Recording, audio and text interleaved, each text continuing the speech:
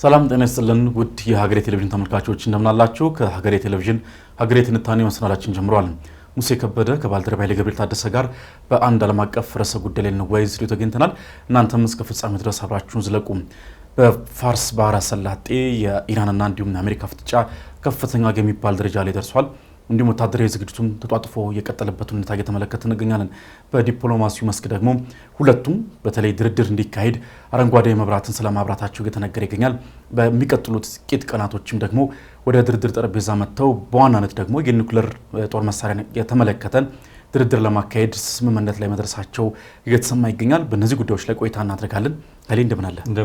ያለን ሁሉ መልካም። እንግዲህ የኢራንና የአሜሪካ ፍጥጫ ነው እንግዲህ ሰሞኑን ዓለም አቀፍ የመገናኛ ብዙሃንን አየር ሞልቶት የነበረው ጉዳይ።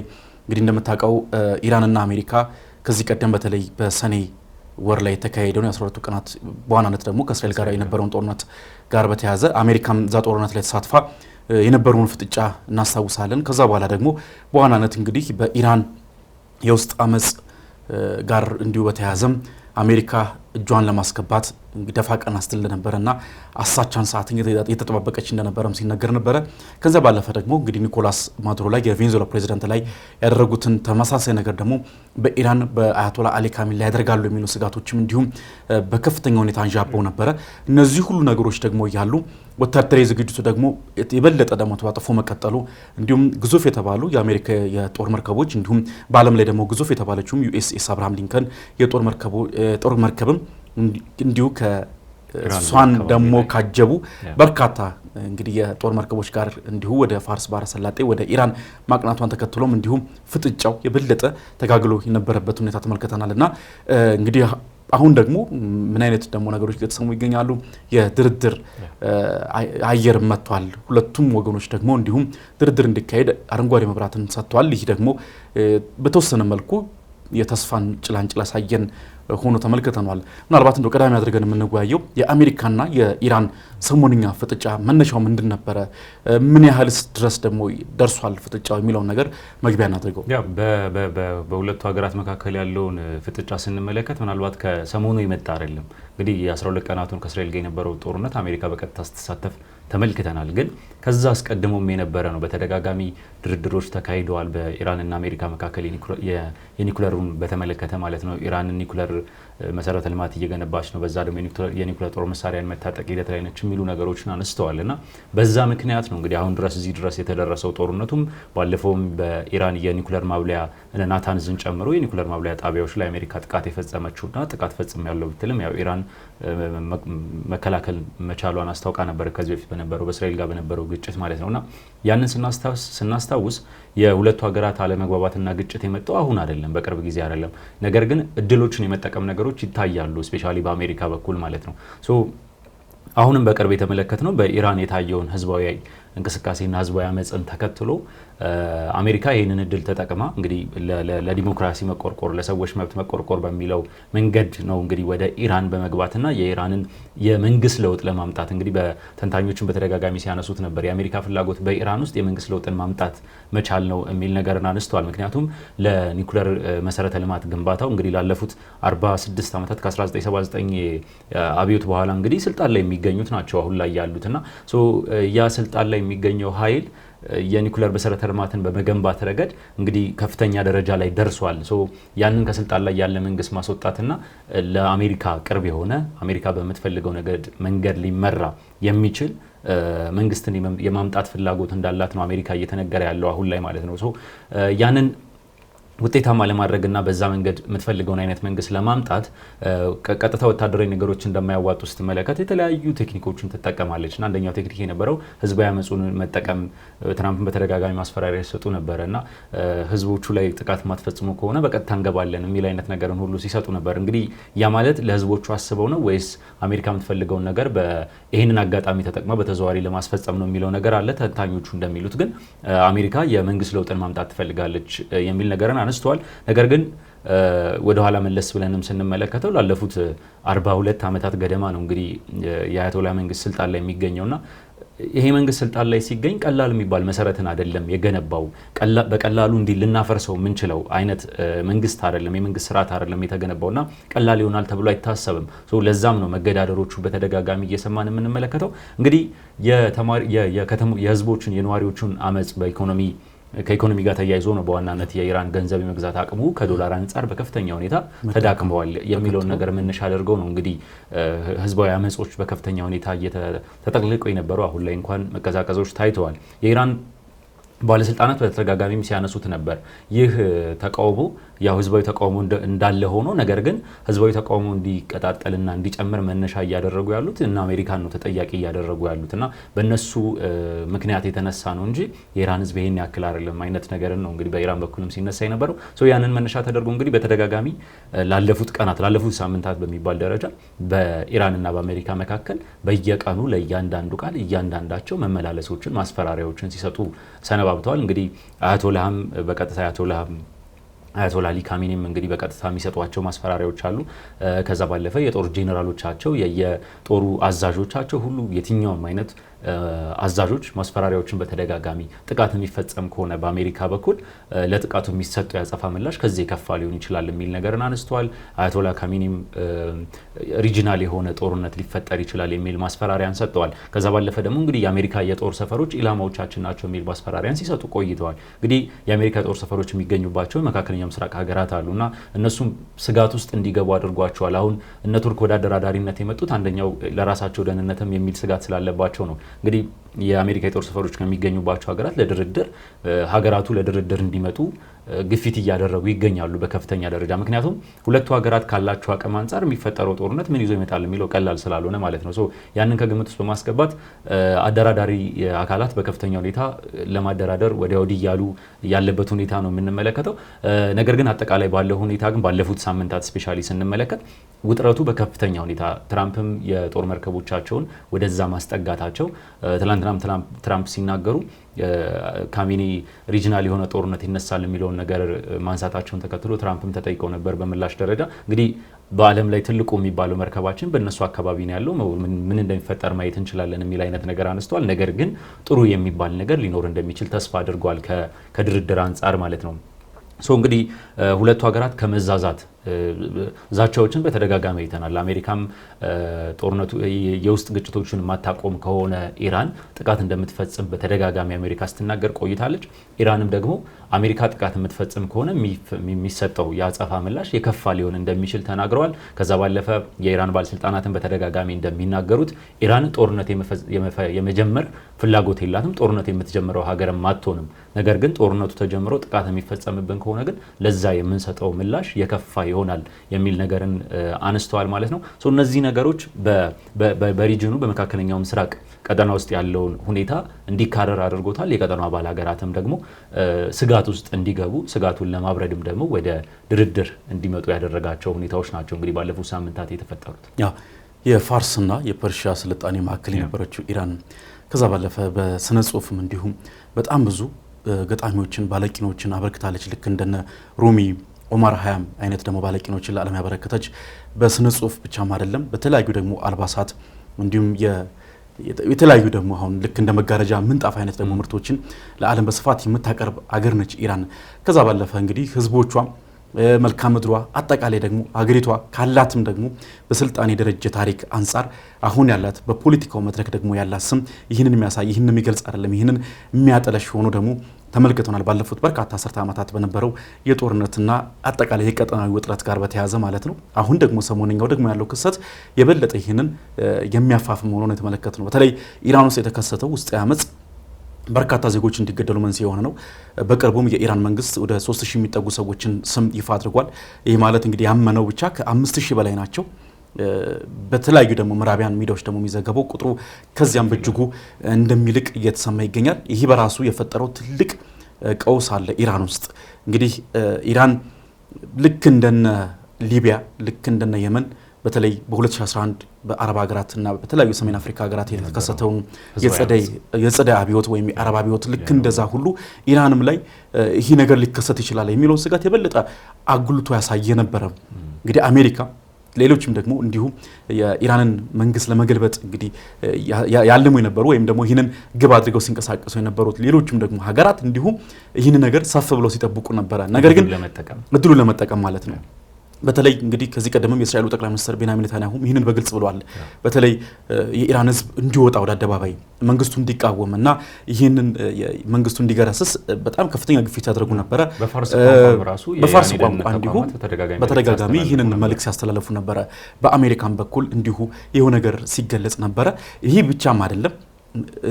ከዚህ ቀደም በ1979 በነበረው የኢራን አብዮት የተገረሰሱት ሬዛ ፓህላቪ ልጅ የሆኑት ፓህላቪ ልዑሉ በአሜሪካ ይገኛሉ። ስለዚህ ምስለኔ ለመሾም እሳቸው ሁሉ ተዘጋጅተው ኢቨን ሹሞቻቸውን ሁሉ መርጠው ካቢኖቻቸውን ሁሉ አዘጋጅተው እዛ ከሄድኩኝ ልክ በአሜሪካ ሆኖ ነው እንግዲህ ምርጫ ቅስቀሳ ሲያደርጉ የነበረው ማለት ትችላለህ። እንዲህ አይነት ነገሮችን አመጣላችኋለሁ፣ ይሄ መንግስት አይገባችሁም የሚሉ ቅስቀሳዎችን ሲያደርጉ ነበረና የበለጠ በኢራን ውስጥ ለነበረው ተቃውሞ ጋዝ ሲያርከፈክፉ የነበሩ የውጭ ኃይሎች ናቸው። ነገር ግን ልክ እንደ ሌሎች ሀገራት ላይ እንደተመለከትነው ኢራን ላይ ይህን ነገር መመልከት አልቻልንም።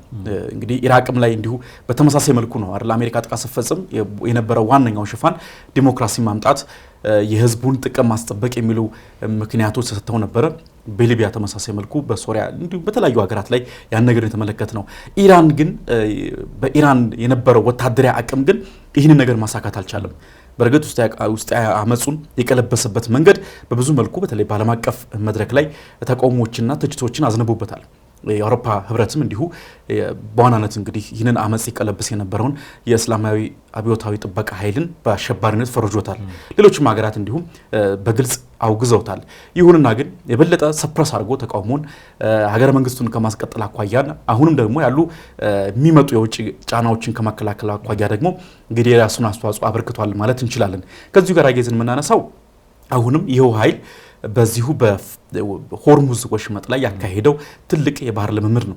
ይህ እንግዲህ በዋናነት ትልቅ መልእክት ለምዕራባውያን የላከ ነው። በተለይ ሆርሙዝ ወሽመጥ የዓለም የነዳጅ ንግድ ወደ 1/5 አካባቢ ወይም 20% የሚሆነው የሚተላለፍበት መስመር ነው።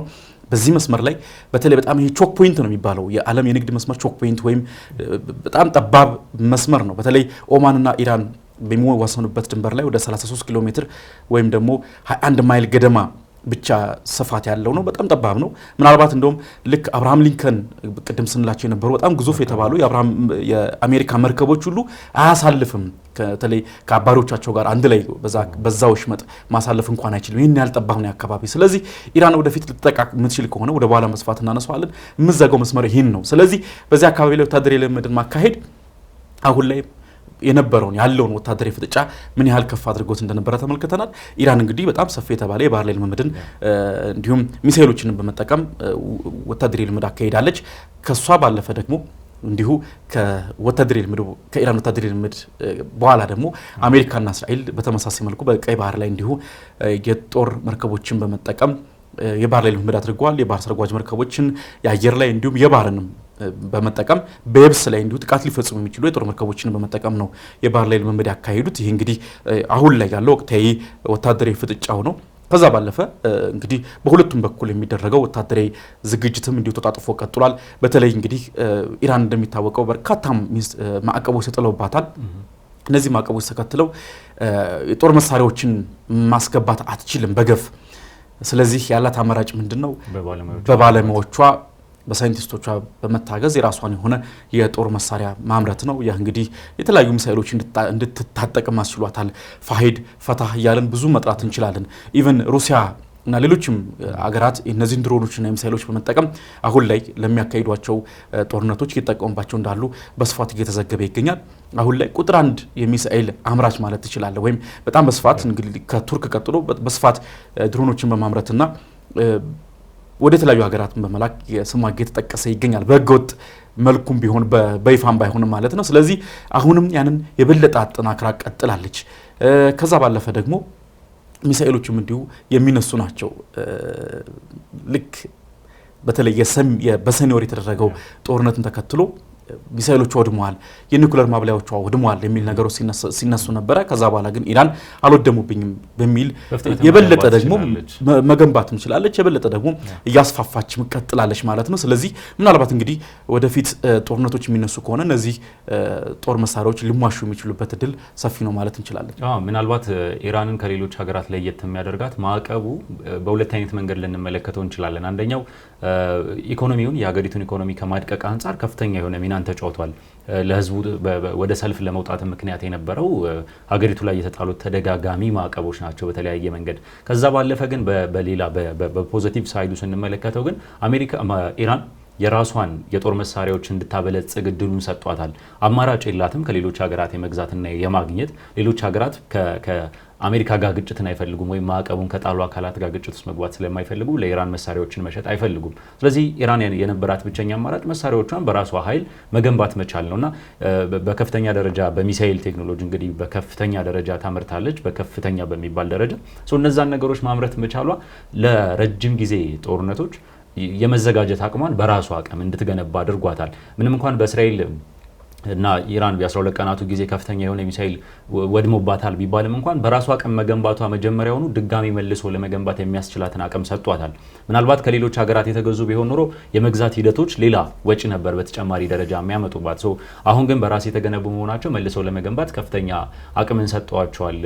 እስራኤልን በተደጋጋሚ ከጦርነቱ በኋላ ብሌም ስታደርግ የነበረው ኢራንን በከፍተኛ ሁኔታ የሚሳኤል አቅሟን እያደራጀች ነው ዝም በማለታችን የሚል ነገርን ሲወቅሱ ነበር ባለፉት ወቅቶች ማለት ነውና ይህንን ስንመለከት ኢራን በማዕቀቡ ምክንያት ሁለት አይነት አድቫንቴጆችንና ዲስአድቫንቴጅ ጥቅምና ጉዳት ያለውን ነገር ተመልክተናል። ነገር ግን ይህ የኢኮኖሚ ጫናው በከፍተኛ ሁኔታ ህዝባዊ ተቃውሞን እንዲያመጣ አድርጎታል። ከፍተኛ የገንዘብ መግዛት አቅም መውደቅን አሳይቷል በኢራን ገንዘብ ላይ ማለት ነው።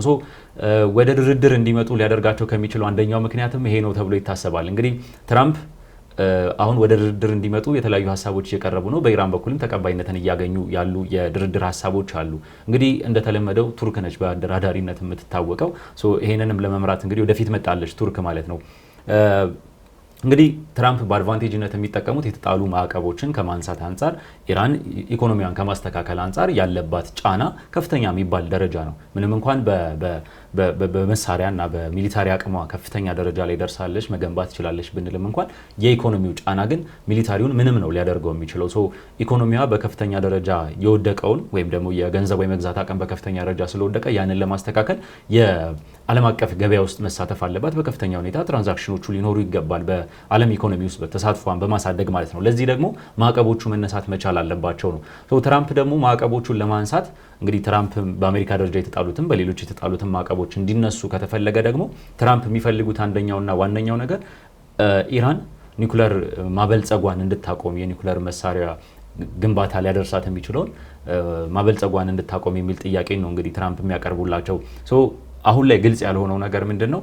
የድርድር ሀሳቦች ግሪን ላይት አሳይተዋል። በተሻለ ደረጃ ወደፊት የሚሄዱበት መንገድ አለ። ግልጽ ቀን ባይቀመጥም እንኳን ቱርክ ላይ ለመደራደር ሁለቱ ሀገራት እንግዲህ በዊትኮፍ እና በውጭ ጉዳይ ሚኒስቴር ቃል አቀባዩ በኢራን የውጭ ጉዳይ ሚኒስቴር ቃል አቀባይ አባስ አርቻጊ አማካኝነት ንግግሮች ይኖራሉ ተብሎ ተነግሯል። ነገር ግን ይህ ንግግር መቼ ይካሄዳል የሚለው ነገር ግልጽ አይደለም። ከዛ ውጭ ደግሞ ግልጽ ያልሆነው ነገር ኢራን አቋሟን ትቀይራለች ወይ? ምክንያቱም በተደጋጋሚ እንግዲህ ለተደጋጋሚ ያክል ጊዜ ድርድሮች ተካሂደዋል በኢራን የኒኩለር መሰረተ ልማት ዙሪያ ላይ። አሜሪካ የምትፈልገው ሙሉ ለሙሉ የሚል ነገር ነው። ኢራን የምታቀርበው ጥያቄ ደግሞ ለኢነርጂ መሰረተ ልማት የምጠቀምበት ነው እንጂ ከዛ ባለፈ የኒኩለር መሳሪያን የጦር መሳሪያን ለማምረት የምጠቀምበት ደረጃ ላይ አልደረስኩም የሚል ነገርን በተደጋጋሚ በመቃወሚያነት ታቀርባለች። አሜሪካ ደግሞ ሙሉ ለሙሉ እንዲኖር ያለመፈለግ አይነት ነገሮች በተደጋጋሚ ይቀርባሉ። ስለዚህ ኢራን ይሄንን አቋሟን ከአቋሟ ወጣ ስምምነት ላይ ትደርሳለች ወይ የሚለው ነገር ይታያል። ነገር ግን ኢራን ወደዚህ ጫና ውስጥ የሚከታት ደግሞ የኢኮኖሚው ጥያቄ ነው። ትራምፕን በመደራደሪያነት ይዘው የሚቀርቡት ጉዳይ የኢራን የኢኮኖሚ እንቅስቃሴ ነው። የኢራን ኢኮኖሚ እንቅስቃሴ እንግዲህ በዋናነት መሰረቱን ያደረገው ነዳጅ ላይ ነው። በከፍተኛ ደረጃ ነዳጅን ከሚያመርቱና ከሚያወጡ ሀገራት መካከል ነች።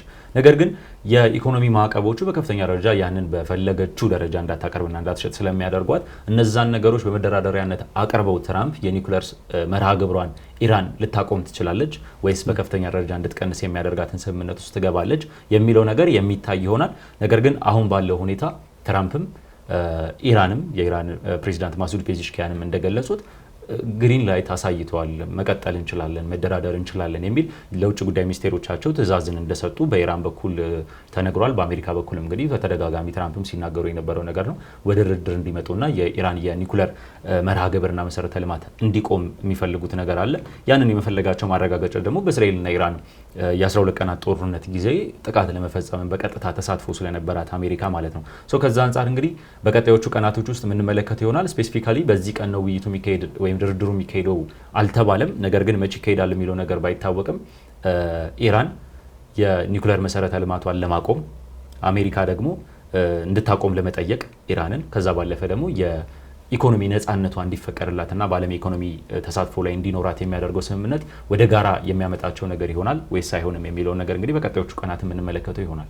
በዋናነት የኒኩለር ጉዳዩ አሁን ላይ የልዩነት ነጥብ ሆኗል። በተለይ እንግዲህ ኢራን የሀገር ውስጥ ግጭት ባለፈ ደግሞ ትራምፕ የሚፈልጉት ሁለት ወይም ዋናው ጉዳይ እንግዲህ ከዚህ ቀደም ሁለት ቅድመ ሁኔታዎችን አስቀምጧል። የመጀመሪያው ጉዳይ ኢራን ኒኩለር መታጠቅ የሚለውን ሀሳብ ትተው የሚለው ነው። ሁለተኛው ደግሞ ሰዎች መግደል ማቆም አለባት የሚለው ጉዳይ ነው። እንግዲህ ይህኛው አሁን ለጊዜው ያቆመ ይመስላል ወይም አሁን ላይ ያለው ተቃውሞ ረገብ ምክንያታቸውን አጥተዋል። አንደኛው ምክንያታቸውን አጥተዋል ማለት ይችላል። ከዚህ በኋላ አሁን ጣልቃ የሚገቡበት እድል ምናልባት ከዚህ ቀደም ቢገቡ ያስኬድ ነበር፣ ግን አሁን ከዚህ በኋላ የሚገቡበት እድል ግን ጠባብ ነው በዚህ ምክንያት። ስለዚህ ዋናው ጉዳይ ምንድነው የሚሆነው አሁን ከዚህ በኋላ የኒኩለር ስምምነት ጉዳይ ነው። እንግዲህ እንደምታውቀው የኢራን የኒኩለር ስምምነት በ2011 በፈረንጆች አቆጣጠር ነው የተፈረመው። ይህ እንግዲህ ጆይንት ኮምፕሬሄንሲቭ ፕላን ኦፍ አክሽን የሚባለው ስምምነት ሲፈረም ወደ 6 የሚደርሱ ሀገራት በዋናነት በአሜሪካ በኩል P5+1 የሚባለው አሜሪካ፣ ፈረንሳይ፣ እንግሊዝ፣ ቻይና፣ ጀርመን እና ራሽያ በመሆን ከኢራን ጋር የደረሱ ስምምነት ነው በ2015። ይህ እንግዲህ በዚህ ስምምነት ውስጥ በዋናነት እነዚህ ሀገራት በኢራን ላይ የጣሉትን ማዕቀብ ሊያላሉ፣ ኢራን ደግሞ በዋናነት የኒኩለር ፕሮግራሞቿን እንድትገታ። እንግዲህ የኒኩለር ፕሮግራሞቿን መግታት የሚባለው ጉዳይ ምንድነው?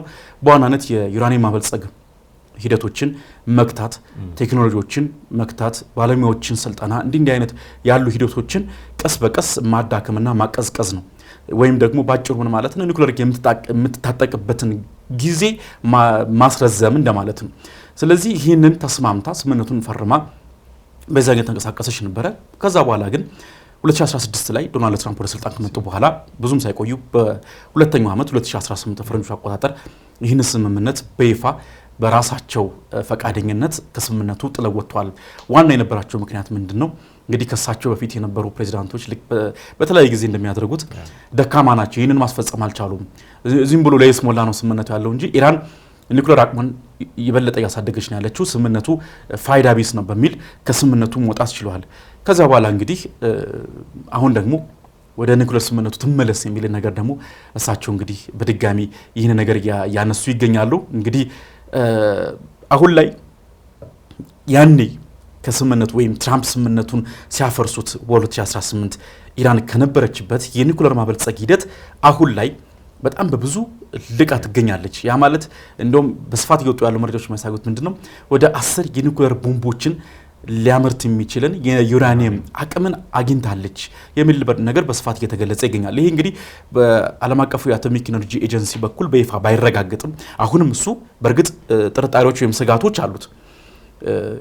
ኢራን በከፍተኛ መጠን የዩራኒየም ማበልጸግ ጥረቷን አጠናክራ ቀጥላለች። ከዚህ በፊት ከነበራትም ደግሞ በብዙ ልቃት ትገኛለች የሚልን ሀሳብ እያነሳ ይገኛል። ግን ምን ያህል ነው የሚለው ነገር አሁንም አጨቃጫቂ ነው። አንዳንዶች 60% ኢራኒየም የነጠረ ኢራኒየም አላት ይላሉ፣ አንዳንዶች ደግሞ ከዛ በላይ ነው ይላሉ። ኢራንም ደግሞ በይፋ ይህን ያህል አበልጽጋለሁ ይህን ያህል አንጥሬ ያለው የሚለውን ነገር በይፋ እየገለጸች አትገኝምና ማለት ነው። ከዛ ባለፈ ደግሞ እንዲሁም እየፈቀደችም አይደለም። አሁን በተለያዩ አካባቢዎች ላይ ኒውትራል ስለሆነ ወይም በዩኤን የተቋቋመ መንግስት በዩኤን ስር ያለ ተቋም ስለሆነ ይሄ የዓለም አቀፉ የአቶሚክ ኤነርጂ ኤጀንሲ ገብቶ ፍተሻ አድርጎ ምን ያህል ደረጃ ላይ ይገኛል፣ ምን ያህል አስጊ ነው የሚለውን ነገር እየገለጸ አይደለም። በኢራን አሁን ላይ ይሄ ነው በምትለው ግጭት ውስጥ አይደለችም፣ ወይም ገብቶ ይህን ነገር ማድረግ ይችላል።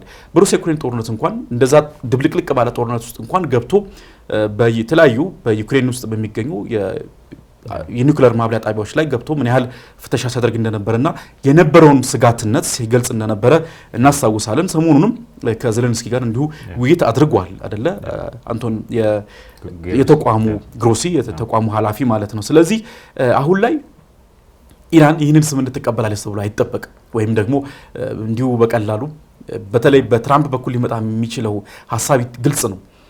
ኢሚዲየትሊ ታቆም ኒኩለር አሁን ከዚህ ቀደም ሲሉ የነበረው ሀሳብ ኢራን ኒኩለር አትታጠቅ አይደለም ግን ወደ ስምምነት ምጣና ታለዝብ እንቅስቃሴዎቿን የሚል ነበር። አሁን ደግሞ ሙሉ በሙሉ ኒኩለር አትታጠቅ ወደሚል ደግሞ ሀሳብ አዘንብሏል። ይህ ደግሞ በኢራን በኩል ምን ያህል ተቀባይነት ያገኛል የሚለው ጉዳይ በጣም አሁንም በጥርጣሬ የሚታይ ነው። በተለይ በድብቅ አሁንም ያኔም እንግዲህ ጥቃቱ ሲፈጸም በሰኔ ወር የተለያዩ ኒኩለር አቅሞቿን ወደ ተለያዩ አንቀሳቅሳ ነበር ቀደም ብላ።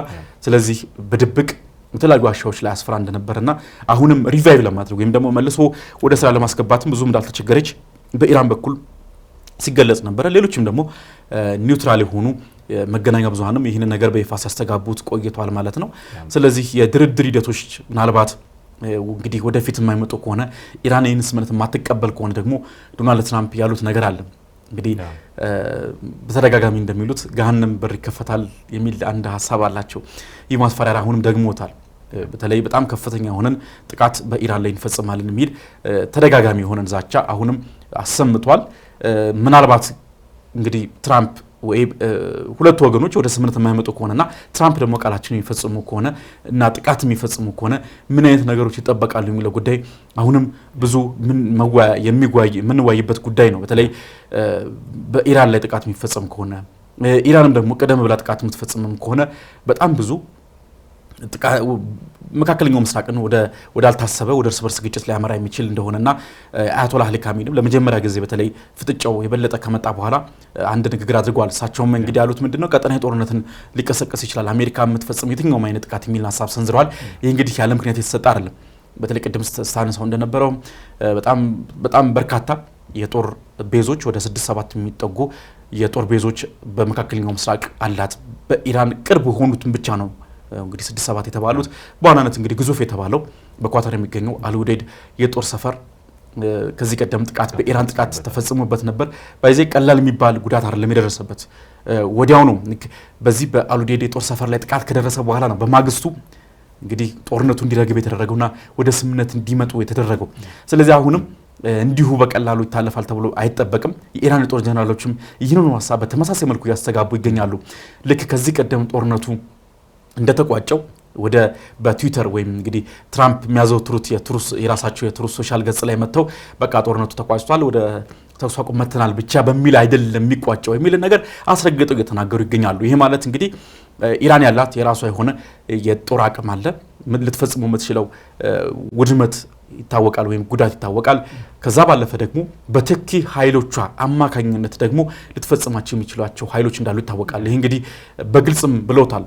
ሁቲ ሄዝቦላ መሪዎችም በኢራቅ ያሉ ሚሊሻዎችም እንዲሁ ማሳሰቢያ ሲሰጡ ነበረ። በኢራን ለሚፈጽም የትኛውም ጥቃት እኛንም የሚመለከት ነው፣ እኛም አጸፋ እርምጃ እንወስዳለን የሚልን ዛቻ ሰንዝሯል። ስለዚህ እነሱም እንግዲህ አርፈው ይተኛሉ ተብሎ አይጠበቅም፣ ጥቃቶች ሊሰነዝሩ ይችላሉ። ስለዚህ መካከለኛው ምስራቅ ወደ አልታሰበ ጦርነት ሊያመራ ይችላል።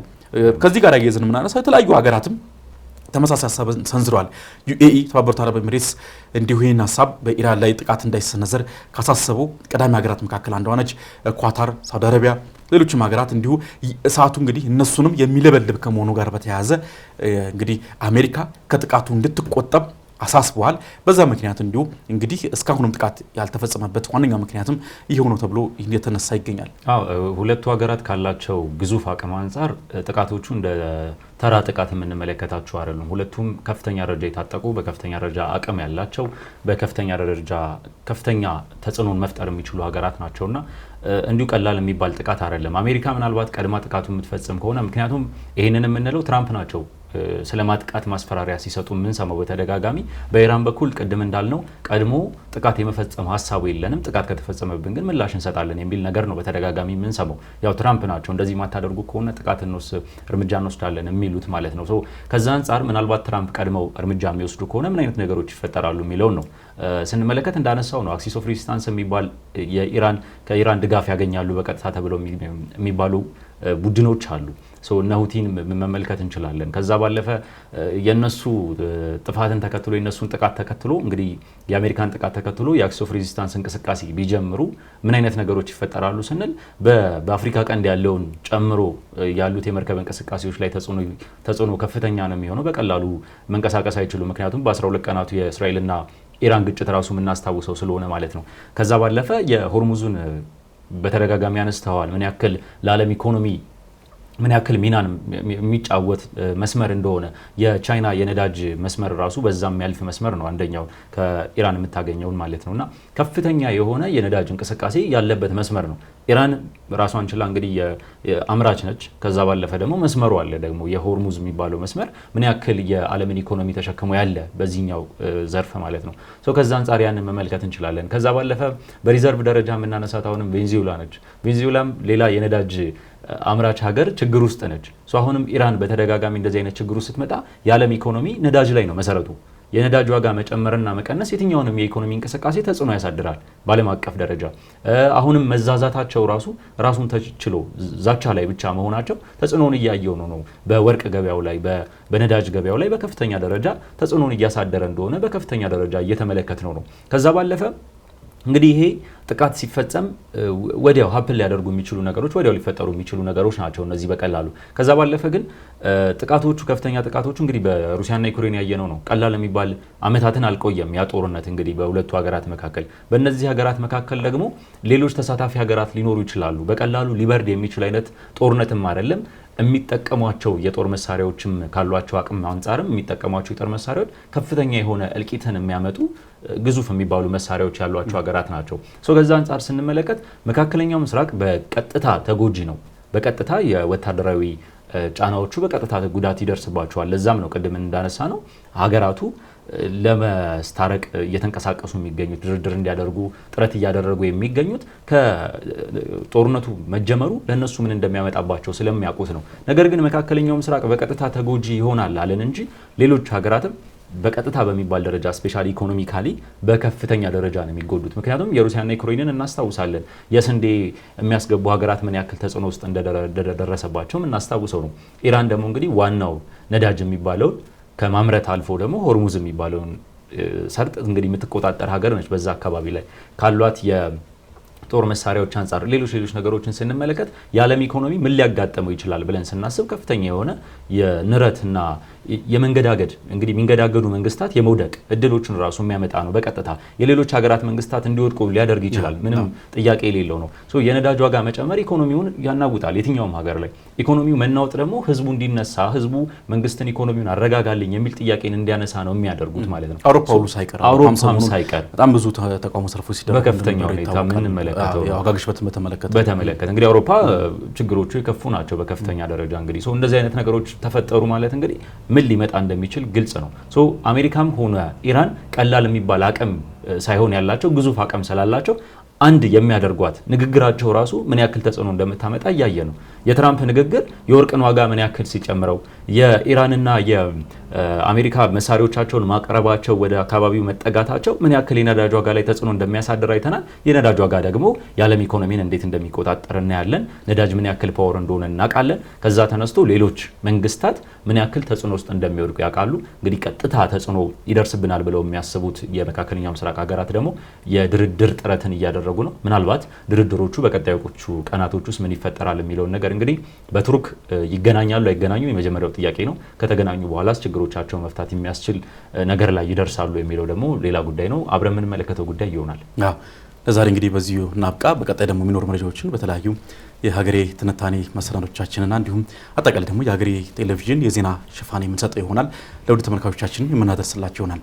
ውድ ተመልካቾቻችን ለዛሬ ያዝንላችሁ ርዕሰ ጉዳይ እንዲሁም ትንታኔ ይህንን ይመስል ነበር። ሙሴ ከበደ ከባልደረባ ኃይለ ገብርኤል ታደሰ ጋር ቆይታ አደረግን። እናንተም እስከዚህ ሰዓት ድረስ ከኛ ጋር ቆይታ አደረጋችሁ ከልብ እናመሰግናችኋለን። በቀጣይ በሌላ ርዕሰ ጉዳይ እስከምንገናኝ ድረስ ሰናይ ጊዜ ይሁንላችሁ።